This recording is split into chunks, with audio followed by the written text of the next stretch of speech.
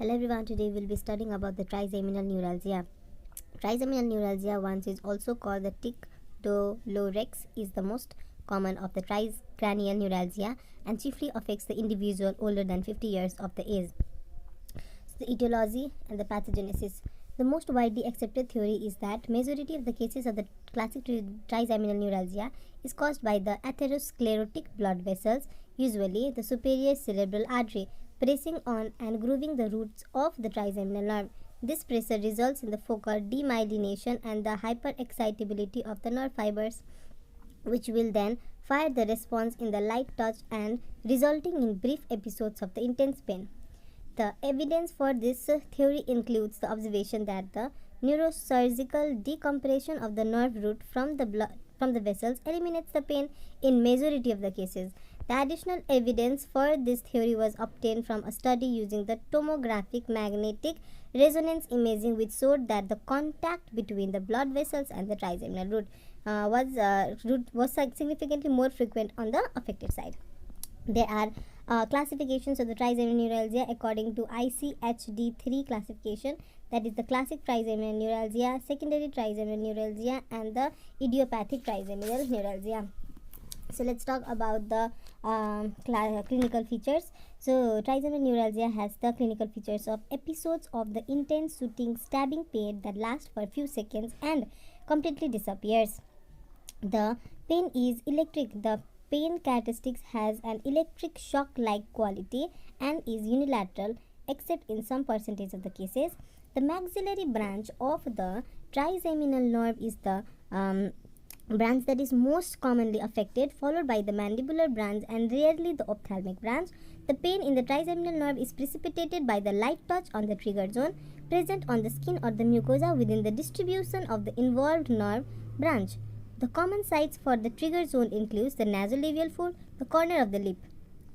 The saving, souring, eating, speaking, or even exposure to the wind can trigger to the painful episodes. And patients often protect the trigger zone with their hand or an article of clothing. The intraoral trigger zone can confuse the diagnosis by suggesting the dental disorder. The trigeminal neuralgia patient often first consult the dentist for the evaluation. The stabbing pain can mimic with the pain of the cracked tooth, but the disorder can be distinguished by determining whether the placing food in the mouth without chewing or whether gently touching on the soft tissue would around the trigger zone will precipitate the pain. The number of the attacks may vary from 1 to 2 per day to several per minute. Then in the severe cases, there is significant weight loss due to the inability to eat without the severe pain. Now, diagnosis. So, the trigeminal neuralgia can be diagnosed first by the history of the shooting electric shock-like pain along the branch of the trigeminal nerve, the presence of the trigger zones, and the refractive periods. The second is electrophysiological testing of the trigeminal reflexes is more accurate. Third is local anesthetic nerve blocks, which temporarily eliminates the trigger zone, and painful episodes is also good diagnostic tool. Then we have MRI of the brain is indicated to rule out the tumors, the multiple sclerosis, and the vascular malformation. Then fifth is the magnetic resonance angiography may also be needed to detect difficult to visualize the vascular abnormalities. There is the diagnostic criteria. The ICHD has given the diagnostic criteria for the trigeminal nerve listed in 10.3. Here, this is the diagnostic criteria. A means the recurrent paroxysms of the unilateral facial pain in the distributions of one or more division of trigeminal nerve and no radiation beyond and fulfilling the criteria B and C. B means pain has the following characteristics. It is lasting for fraction of the seconds to 2 minutes. Severe intensity, electric shock like shooting, stabbing, or the sharp in quality. C. It is precipitated by the innocuous stimuli within the affected trigeminal distribution. D. Not better accounted for by another ICHD3 diagnosis. So these were all the diagnostic features. Now we have the management. The management is anticonvulsant drugs are most frequently used and are more effective.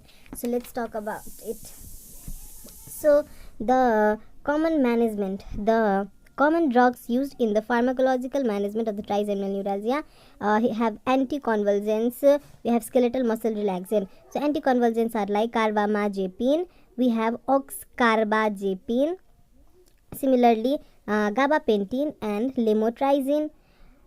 And similarly, the skeletal muscle relaxant is baclofen. The carbamazepine, the dose 100 to 200 mg initial dose, which can be increased by 100 to 200 every 2 days in divided dose till maximum of 1200 mg. Similarly, oxcarbazepine 300 mg initial dose, which can be titrated in increasing dose of 300 to 600 and mg every week to a maximum of 1200 to 2400 mg. Baclofen 5 to 15 mg initial dose can be titrated in increasing dose of 5 mg every 3 days to a maximum of 30 to 60 mg.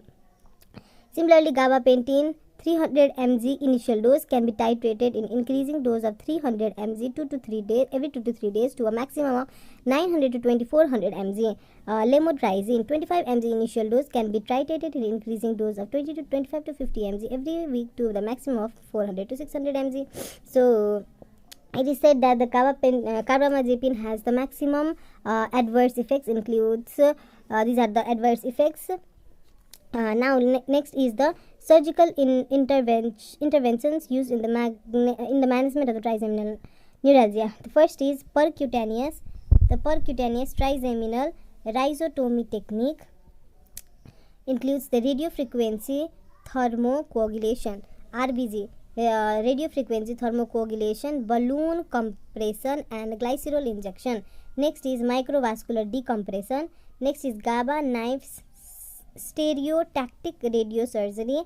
Now peripheral procedures, which includes NCG. N means peripheral neurectomy, C means cryotherapy and G means glycerol injections. So that's all.